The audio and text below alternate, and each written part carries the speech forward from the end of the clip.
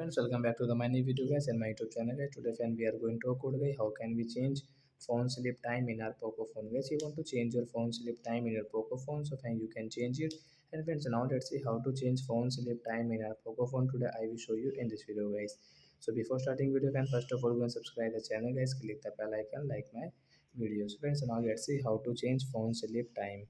After on phone setting is scrolled friends, you can see guys your this type of setting. So guys, you can see lock screen setting as tap here. Guys, you can see your sleep time setting as tap here. Guys, you can change your phone sleep time from here. So example होगा, we will click on 15 second and guys now let's see how to use 15-second phone sleep time setting. So do not touch on your screen, don't touch anywhere, and after 15 seconds guys your phone will sleep. Wait and watch.